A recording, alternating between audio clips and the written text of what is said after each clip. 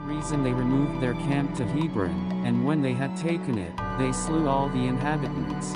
There were till then left the race of giants, who had bodies so large, and countenances so entirely different from other men, that they were surprising to the sight, and terrible to the hearing.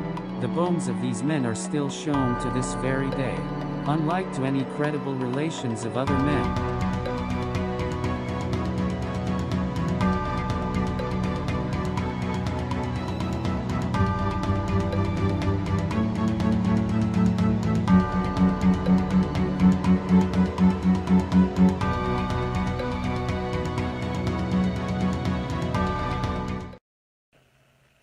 Among the Dead Sea Scrolls is a text called the Book of the Giants. This book adds further documentation on the story of the Nephilim.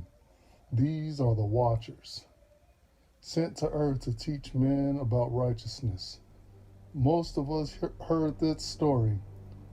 These beings that sat with God and saw all the beauty of heaven, only to be seduced by food and inflamed with lust with the women here.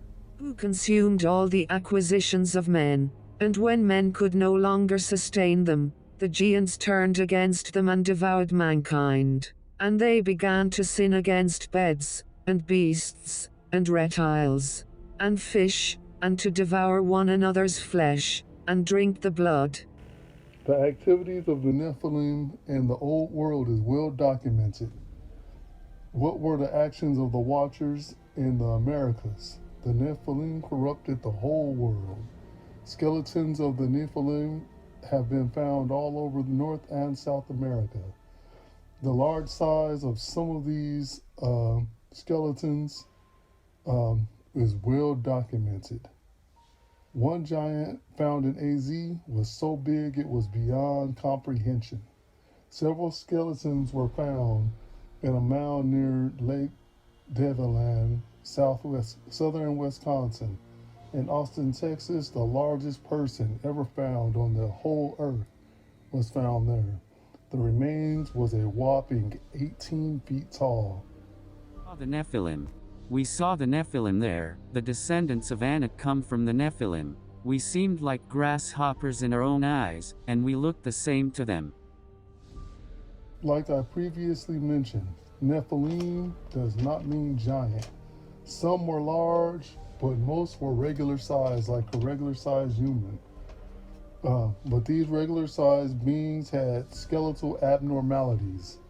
In the 1800s, a mound was opened up in Sayree, Pennsylvania. In this mound, there was a skull in there and weird bones. This skull had horns. Similar finds were made in El Paso, Texas, and Wellsville, New York. Most of these skeletons had double rows of teeth and 6 fingers.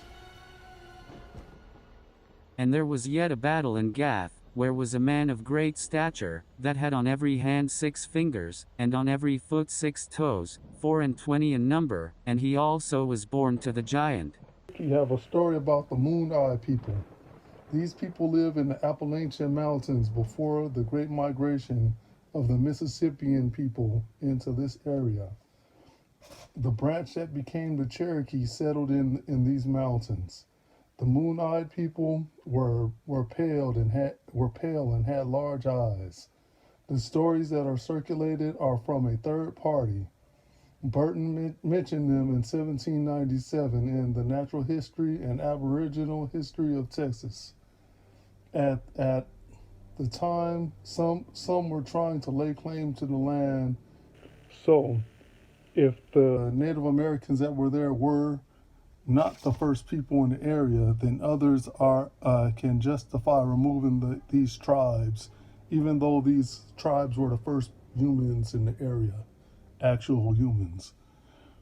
The Moon-Eyed people were not regular people. If they were, then the Cherokee and the Muskogee, also known as the Creek, would have called the settlers moon-eyed people also, but they didn't.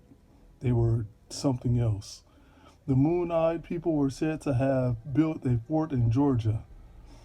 As soon as the moon-eyed people met the Cherokee, war broke out. The moon-eyed people were sensitive to light, totally blind during the day. So the moon-eyed people were defeated by the Cherokee. Then, during a full moon, the Muskogee finished them off. The moon-eyed people that survived retreated into West Virginia, where some still live to this day, they say.